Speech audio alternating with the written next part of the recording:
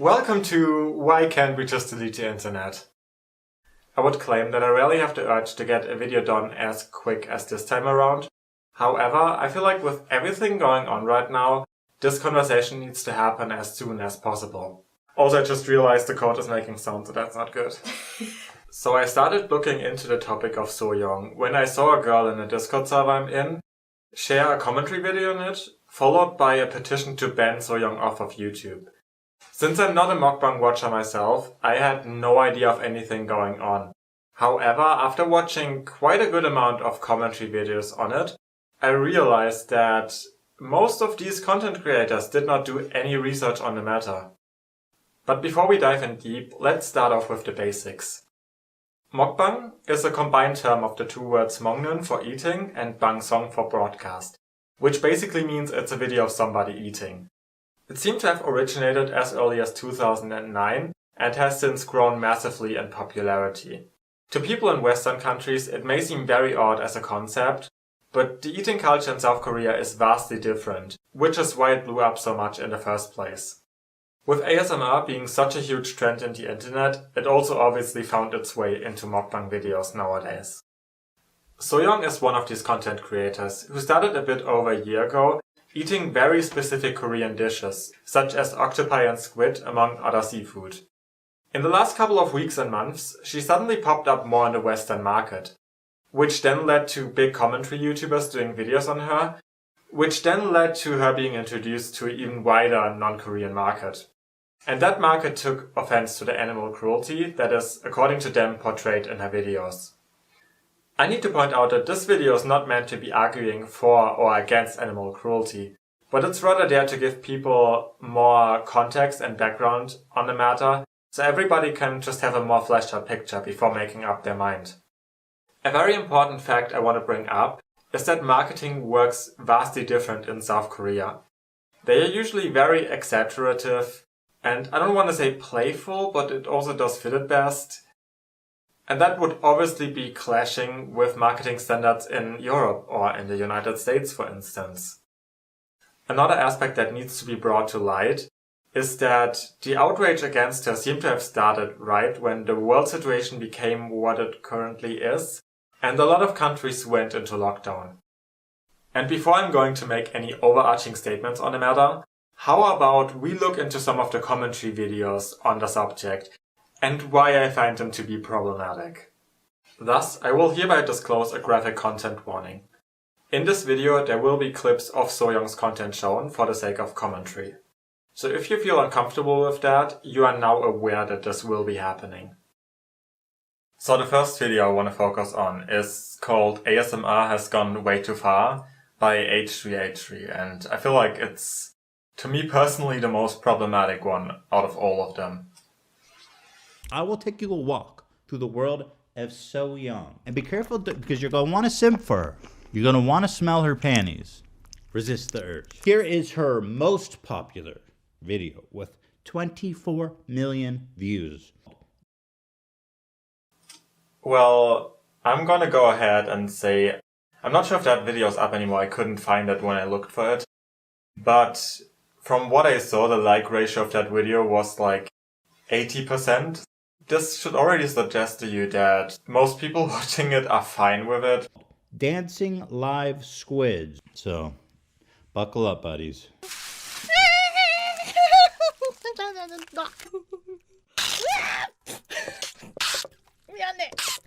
So here you can see that she decapitates the living squid, discards the body, but then like there's things like this where she shows the close-up on the head, where she highlights the brutality of.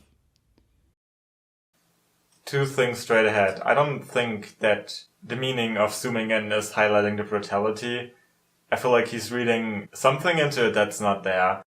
And besides that, she's also not discarding the bodies. There's enough videos where she's eating the parts she's cutting off as well. So I'm not sure where he got the information from that she's just throwing it away simply because she's putting it out of screen. Like, that's a bit of an assumption to my mind. Of the act, really, of just decapitating a living squid. 아까 그 관장 뿌리니까 좀 이상하긴 했는데. 어떡해. So what you're seeing is her pouring soy sauce on the severed head. So it's still alive, and it's happening is it's writhing in pain. You just said it's decapitated. Decapitated heads are decapitated. In which logic would it be alive? Obviously, people are not always aware of this, but for example, when you cut off a head of a chicken, it's still running around for a while. But that doesn't mean the chicken is technically alive anymore. It doesn't have a head anymore. And what's happening with the squid, basically, is them having biochemical reactions or something like that to the salt in the soy sauce. They are dead. And if you Google for a few minutes, you already find that out, because doridon, which this is a popular dish in Japan, but also in Korea. You can get that pretty much everywhere. They often call it live or a live squid. It's not alive, it's dead. But there's no torturing, there's no pain. The brain is in the body, she just put off screen. As you can imagine, salt on your decapitated neck, really. They're writhing in pain.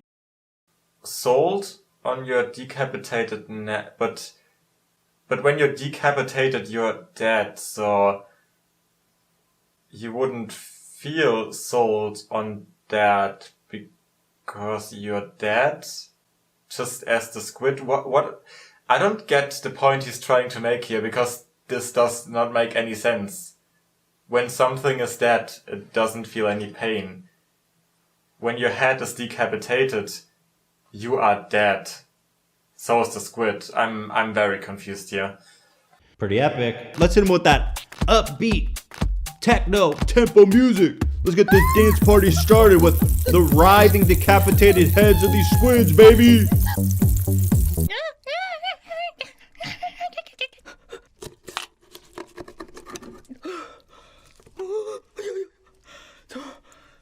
I think she knows that if she wasn't acting at least a little squeamish and nervous about it, then she would be seen as a total sociopath. But she clearly loves torturing animals. There's no question about it. Okay, I get how it's looking like when they're jumping around like that. But first of all, again, they are decapitated. They are dead. There's no torturing. Plus, the whole comment with she's acting like that to not come off as a sociopath brings me back to my argument that Korean marketing just works differently. And maybe you should consider that before making such bold statements, because that is kind of questionary to my mind and doesn't make you very reliable as a source of information. Watch her enjoy her meal as she ignores the anguish of these octopus. Pour a little sauce, pour a little sesame seed on their writhing, living remains.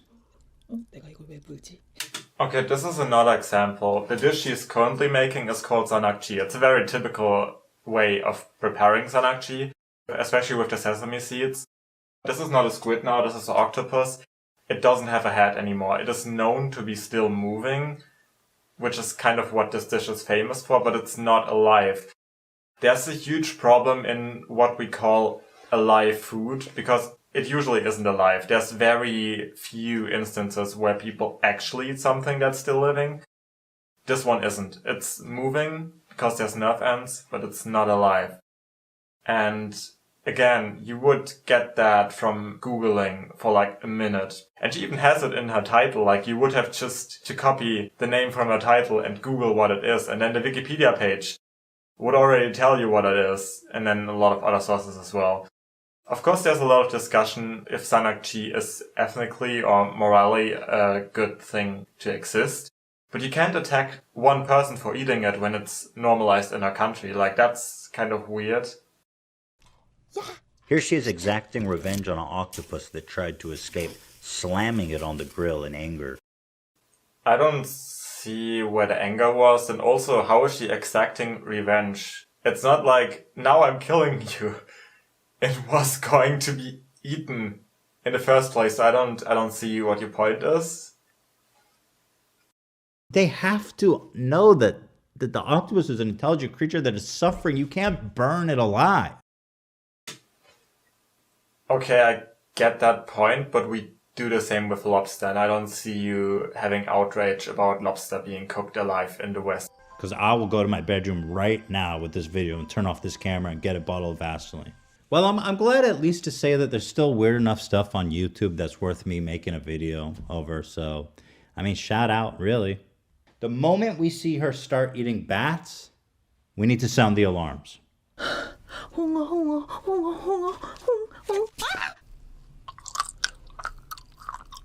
Yep, that's too close. That's too close to a bat. It's got wings. We're not even over COVID-19. I'm not ready for COVID-20.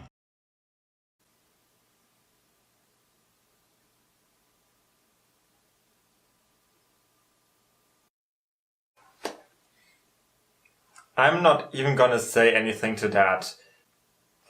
I'm done. I'm done. One down, two more to go. So here they have salt, and the octopus is right in question, right? They are fucking murdering those things. You see how fast they're moving? That's salt poured onto these animals. Now, they're doing it like it's some comical style bullshit. These things are writhing in pain. Again, I get the point, but first of all, I think that's one of the normal ways to prepare it there. Because again, this video does have mostly a very good like ratio. Her mainly Korean viewer base saw this as normal behavior. Which obviously there's a question if it should be generally. But again, you can't attack her for doing something that's perfectly normal in Korea. Also, this is a good example of somebody pointing out the way they're acting. This is Korean marketing. They are exaggerative, as I've said before. They are acting normally for their standards. Apparently, from what I've heard, the brains are actually in the tentacles over here. So you've heard the brain is in the tentacles, but you didn't go and fact check it so you could actually prove it instead of saying, I've heard. Like, they are literally in pain. As she does that, that's not okay. They're not dancing. They are actually screaming in agony because they are covered. Their open wounds are covered in a sodium solution. This hurts them. Again, the brain is in the part she already cut off, so there is no pain there anymore, as I've pointed out before. You know, I get a lot of people in the comments might say, oh, maybe it's a cultural difference. Maybe it's things out there. You know, I've talked to South Koreans, okay? They don't get down with this shit. This is just a misrepresentation of what the culture is over there anyways. And you know what? Even if it was part of the culture, then the fucking culture's wrong, okay? Guess what? I don't even know how to reply to any of this. First of all, I've talked to Koreans about this, and I've talked to people who are in Korean studies and are living in Korea about this. I am myself majoring in Korean studies. Just because certain people in a country don't like a thing that's going on doesn't mean it's not a thing that's going on. Doridon is something you can eat in Korea in very, very many places. This is pretty much the way it's prepared, because the parts where she's putting the soy sauce on, this is what you are getting in a restaurant. You can look that up. There's tons of videos of it. It is pretty much normalized over there. And again, it may be problematic, but calling it outright wrong? I'm not sure about that. And also, to add to that is the fact that you're saying she's not entertaining, but this is obviously not catered to you. This is obviously catered to a Korean audience, to which she is probably very entertaining, because this video has a ton of likes. It was disgusting, it was abhorrent, and it needs to be fucking looked into. Saying it's disgusting also adds nothing of value, because that is very, very subjective. Let's continue with the last one, because I really can't do this anymore. First of all, mukbangs suck fuck. Sitting on your balls is less painful than watching a full mukbang video. They're absolutely terrible, and she takes it to the next level by making it something diabolical.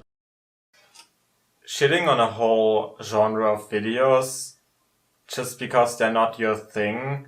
This whole statement was so incredibly subjective that I don't even feel like listening to you anymore, to be honest. It's terrible stuff.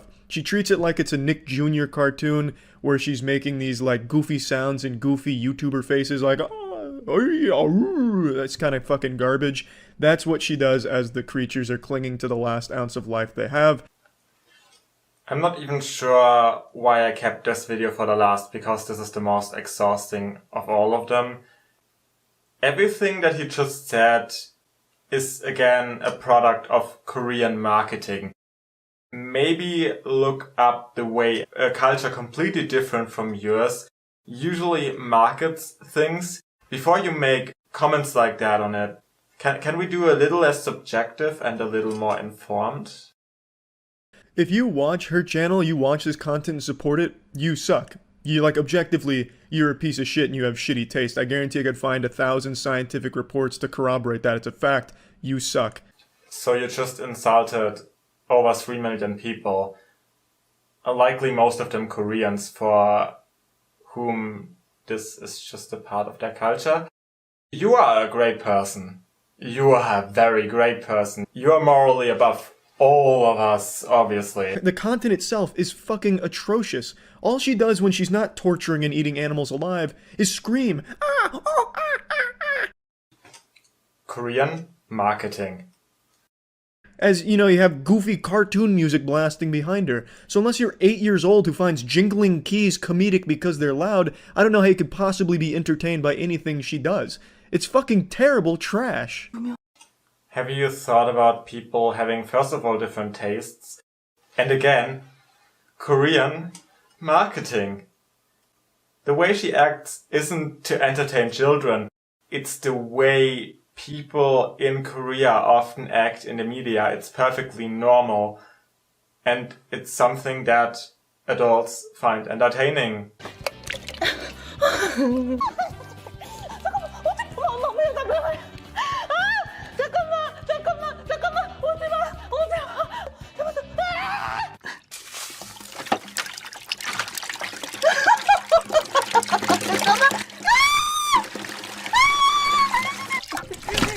I think it's pretty clear she makes these videos aimed at a younger demographic. Children, you know, with all this goofy screaming and Facebook sound effect kind of shit. I don't think her target demographic is adults.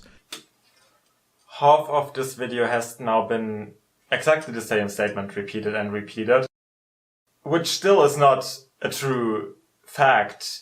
You're coming up with something out of your ass that you didn't look into, and I'm not okay with that. 움직이지 마.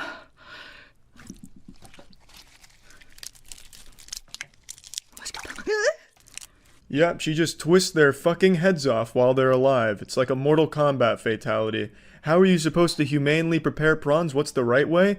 Well, unsurprisingly, you take a sharp knife and you go from head to tail. It's instant. And there's none of the old neck snapping and head ripping off decapitation kind of shit.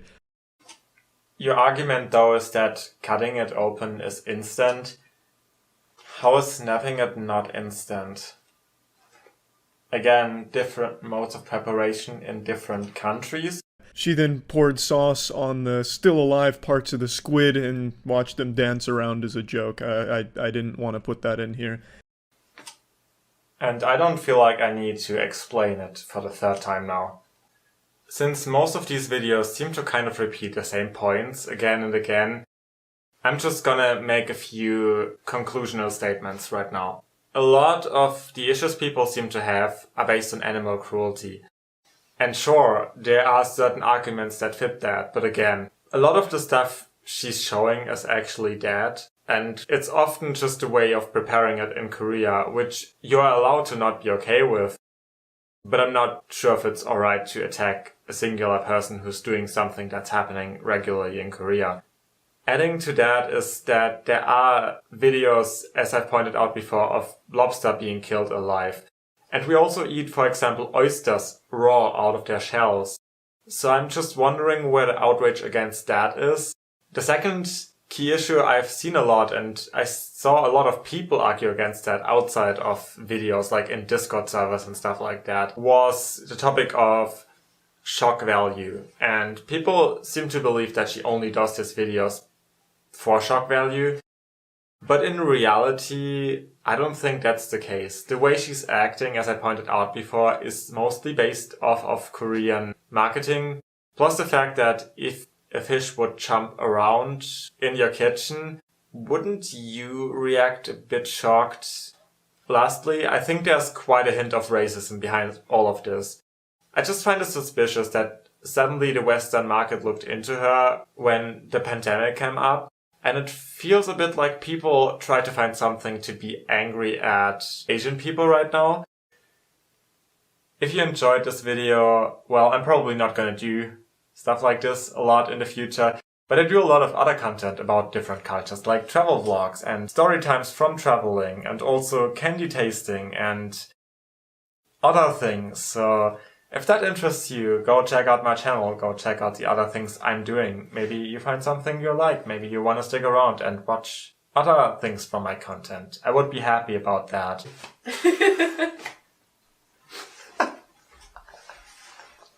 Terrible.